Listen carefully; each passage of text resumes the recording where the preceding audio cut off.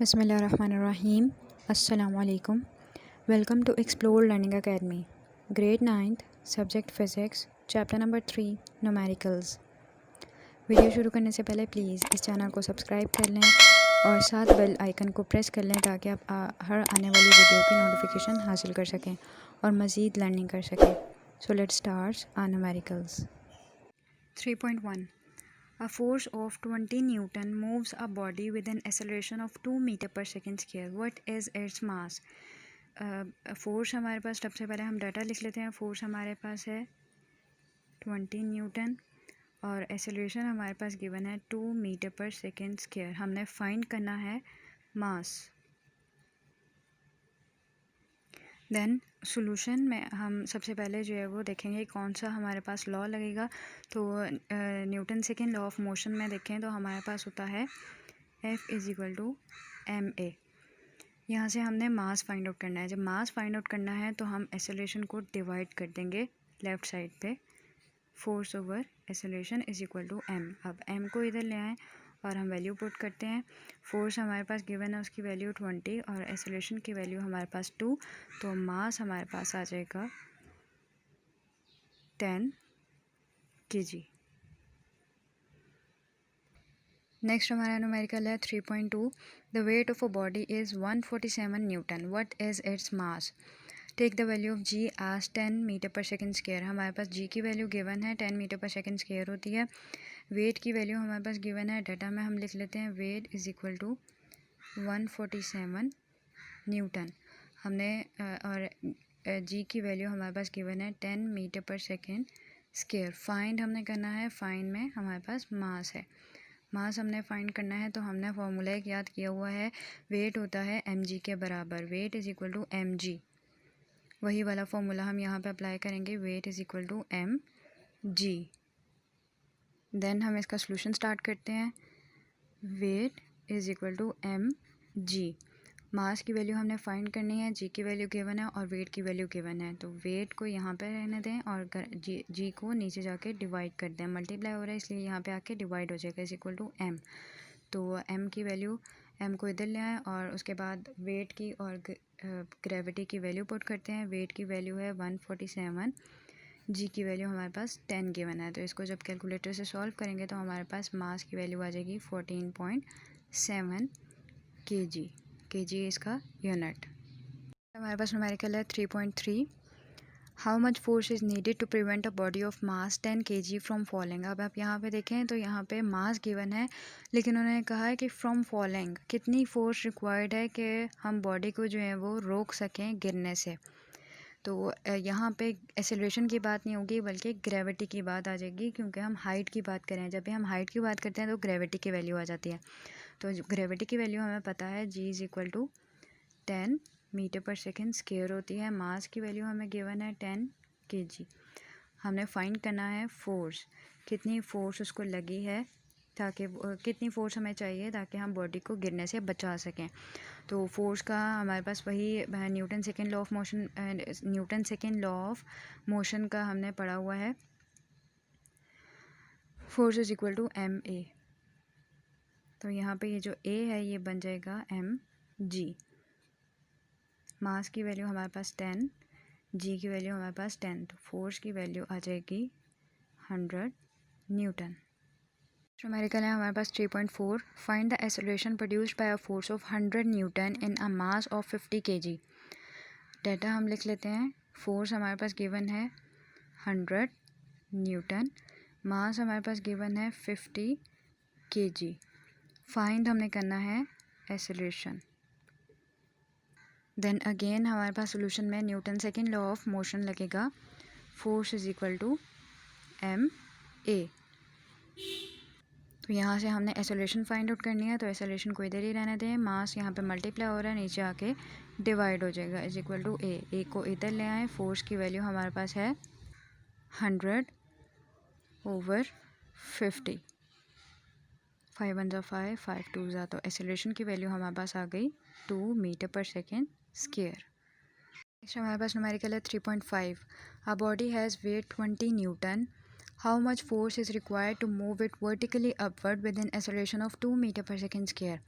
एक हमारे पास wait given है, वेट भी हमारे पास फोर्स ही होती है, और हमारे पास एक्स्ट्रा जो फोर्स रिक्वायर्ड है ताकि हम उसको ऊपर तक लेके जा सकें वो हमने फाइंड आउट करनी है। तो टोटल फोर्स एक्चुअली में हमने फाइंड आउट करने हैं। तो सबसे पहले हम डाटा लिख लेते हैं। वेट गिवन है हमारे पास 20 न्यूटन, एक्सेलरेशन हमारे पास गिवन है 2 मीटर पर सेकेंड स्क्वायर। अब यहाँ पे हमने फाइंड करना है फोर्स। तो पहले हम फोर्स फाइंड करेंगे। अब यहाँ पे देखें, फोर्स को निकालने के लिए हमारे पास मास नहीं है, तो हमने सबसे पहले मास निकालना है। देन हम सॉल्यूशन की तरफ आते हैं। ये वाला फॉर्मूला हमें पता है, wait is equal to M G. तो हमारे पास वेट की वैल्यू गिवन है, जी की वैल्यू हमें पता है 10 होती है। यहाँ से हम मास की सबसे पहले वैल्यू निकालेंगे। मास को इधर लिख लें और यहाँ पे वेट ओवर ये जी इधर मल्टीप्लाई हो रहा है, उधर जाके डिवाइड हो जाएगा। Mass is equal to 20 divided by 10। तो मास की वैल्यू हमारे पास आ गई 2 kg। अब हम जो है वो Newton second law of motion apply कर सकते हैं। Force is equal to m a. Force is equal to m की वैल्यू 2, ए की वैल्यू भी हमारे पास 2 है, उसकी वैल्यू हमारे पास फोर्स की वैल्यू आ जाएगी 4 न्यूटन। अब हमें रिक्वायर्ड था कि टोटल फोर्स कितनी है, तो टोटल फोर्स हमारे पास जो वेट है सबसे पहले गिवन, वो भी प्लस जो हमने फोर्स निकाल लिया, दोनों को प्लस करेंगे तो हमारे पास टोटल फोर्स आएगी। तो वेट की वैल्यू गिवन थी 20 प्लस हमने जो फोर्स निकाली है वो है 4, तो हमारे पास टोटल जो फोर्स आई है वो है 20 न्यूटन। तो 20 न्यूटन की फोर्स हमें रिक्वायर्ड है ताकि हम बॉडी को ऊपर लेके जा सकें। नेक्स्ट हमारे पास न्यूमेरिकल है 3.6।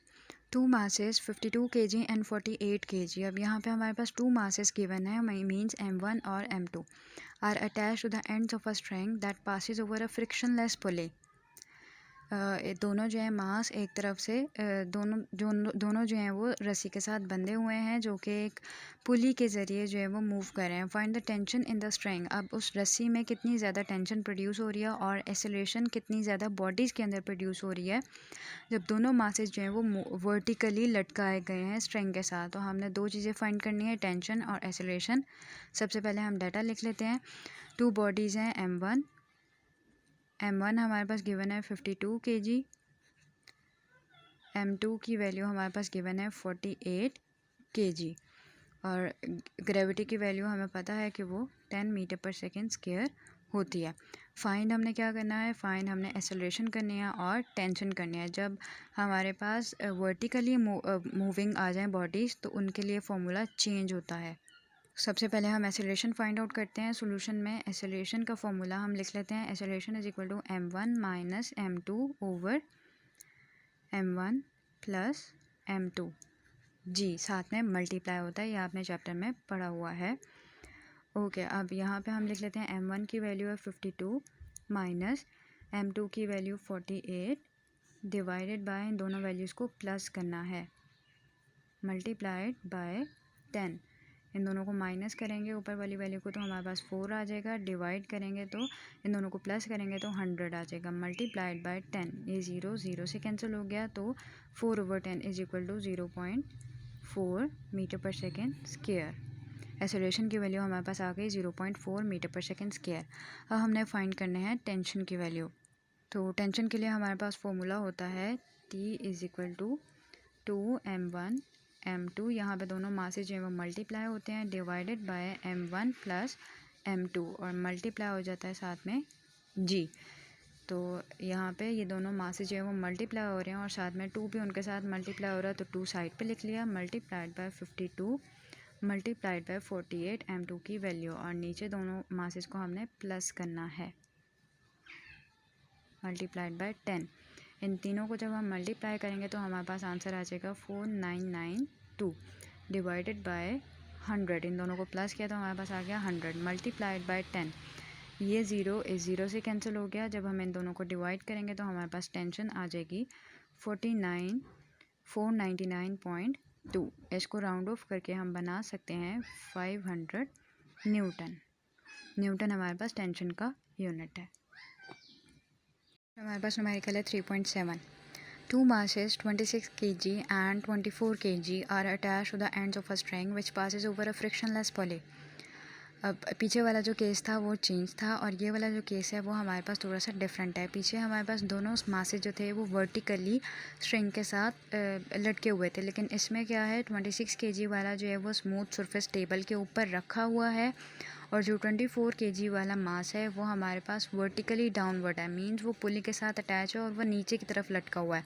तो हमारे पास जो M1 है वो हमारे पास 24 है और जो M2 है वो हमारे पास 26 है, क्योंकि आपने टॉपिक में भी पढ़ा होगा कि 24 जो नीचे होता है ए को हम उसी को कंसिडर करते हैं जो नीचे लटका हुआ होता है। तो M1 हमारे पास जो नीचे लटका हुआ है वो है और M2 जो ऊपर पड़ा हुआ है टेबल के ऊपर वो हमारे पास M2 है, means 26। Find tension in the string and acceleration in the bodies. तो डाटा हम लिख लेते हैं। डाटा में हम सबसे पहले M1 और M2 लिखेंगे। M1 की वैल्यू मैंने आपको बताई 24 kg, M2 की वैल्यू हमारे पास है 26 kg। ग्रेविटी की वैल्यू हमें पता है 10 metre per second square. Find हमने क्या क्या करना है, फाइंड हमने टेंशन करना है और एक्सेलरेशन फाइंड आउट करनी है। तो सॉल्यूशन में सबसे पहले हम टेंशन का फॉर्मूला लिखते हैं। इसके फार्मूलाज जो हैं वो चेंज होंगे। Tension is equal to M1 M2 over M1 plus M2 multiplied by G।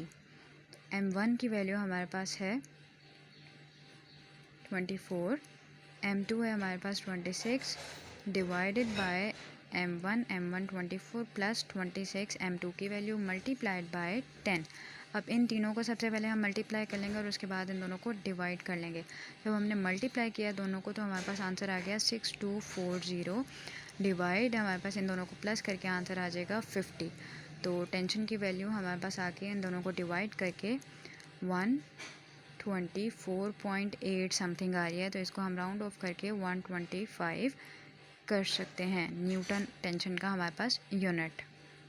Next हमने एक्सेलरेशन फाइंड आउट करनी है। तो एक्सेलरेशन का फॉर्मूला भी इसके लिए डिफरेंट होता है, M1 G divided by M1 plus M2। M1 की वैल्यू है हमारे पास 24 मल्टीप्लाइड बाय ग्रेविटी की वैल्यू 10 डिवाइडेड बाय दोनों मासेस को प्लस करेंगे 24 प्लस 26। तो यहाँ पे ऊपर आ गया, दोनों को मल्टीप्लाई करके 240 डिवाइडेड बाय दोनों को प्लस करके 50। ये ज़ीरो से कैंसिल हो गया और हमारे पास जो आंसर है वो आ गया एक्सेलरेशन का। दोनों को डिवाइड करें तो हमारे पास answer 4.8 metre per second square. Next हमारे पास न्यूमेरिकल है 3.8। How much time is required to change 22 newton second momentum by a force of 20 newton. तो डाटा में हमारे पास क्या क्या गिवन है, एक मोमेंटम की वैल्यू, चेंज इन मोमेंटम, ठीक है। तो हम उसको लिखेंगे डेल्टा पी। डेल्टा पी की वैल्यू हमारे पास 22 न्यूटन सेकेंड और एफ़ की वैल्यू है हमारे पास 20 न्यूटन। उन्होंने कहा है हाउ मच टाइम, तो हमने फाइंड आउट करना है टाइम की वैल्यू। तो सॉल्यूशन में हम सबसे पहले फार्मूला अप्लाई करेंगे। फार्मूला हमने पढ़ा है, फोर्स होता है हमारे पास, force is equal to delta p over t. Time की वैल्यू निकालनी है, टाइम को उधर ले जाएं, फोर्स नीचे आके डिवाइड हो जाएगा, टाइम उधर चला गया, डेल्टा पी ओवर फोर्स। तो डेल्टा पी की वैल्यू हमारे पास है 22 डिवाइडेड बाय फोर्स की वैल्यू 20। टाइम हमारे पास आ गया 1.1 सेकेंड्स। नेक्स्ट हमारे पास न्यूमेरिकल है 3.9। How much is the force of friction. Force of friction हमने फाइंड करनी है between a wooden block of mass 5 kg। मास हमारे पास गिवन है and the horizontal marble floor. तो कितनी फोर्स जो है वो फोर्स ऑफ फ्रिक्शन रिक्वायर्ड है, हमें कितनी लगेगी। तो coefficient of friction between would and marble है 0.6। कोफिशिएंट हमारे पास गिवन है 0.6, उसकी वैल्यू है। मास की वैल्यू हमारे पास 5 kg। तो सबसे पहले डाटा लिख लेते हैं, mass is equal to 5 kg, coefficient की वैल्यू है 0.6, इसका कोई यूनिट नहीं होता, और जो हमारे पास ग्रेविटी की वैल्यू है वो है हमारे पास 10 metre per second square. Find हमने क्या करना है, फाइंड हमने फोर्स ऑफ फ्रिक्शन करनी है। तो सबसे पहले हम फोर्स ऑफ फ्रिक्शन का फॉर्मूला लिखते हैं। फोर्स ऑफ फ्रिक्शन हमारे पास होती है coefficient of friction multiplied by mass multiplied by gravity. Coefficient की वैल्यू है हमारे पास 0.6 मल्टीप्लाइड बाय मास है हमारे पास 5 मल्टीप्लाइड बाय 10 हमारे पास जी की वैल्यू। तो फोर्स ऑफ फ्रिक्शन हमारे पास आ जाएगी 30 न्यूटन।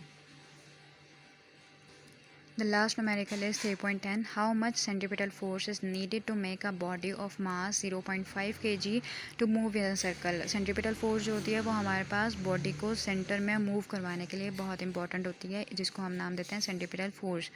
तो कितनी फोर्स रिक्वायर्ड है ताकि हम एक बॉडी को सर्कल में मूव करवा सकें, और उसके लिए हमें क्या क्या चीज़ें दी गई हैं।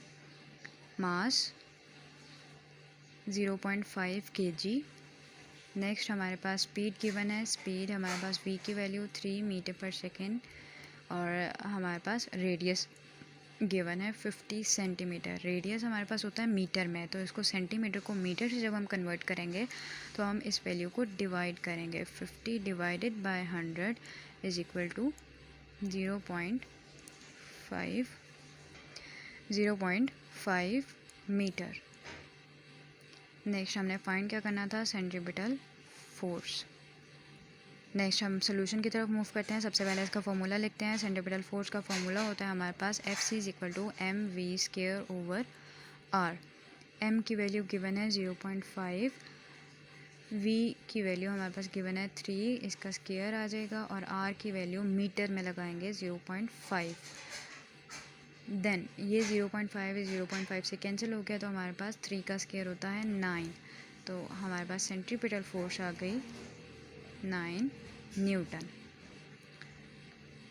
यहाँ तक हमने जो है वो चैप्टर नंबर 3 के न्यूमेरिकल्स कंप्लीट कर लिए हैं। अगर आप लोगों ने कुछ भी इस वीडियो से सीखा हो तो प्लीज़ मेरे चैनल को सब्सक्राइब कर दें और लाइक करना मत भूलिएगा।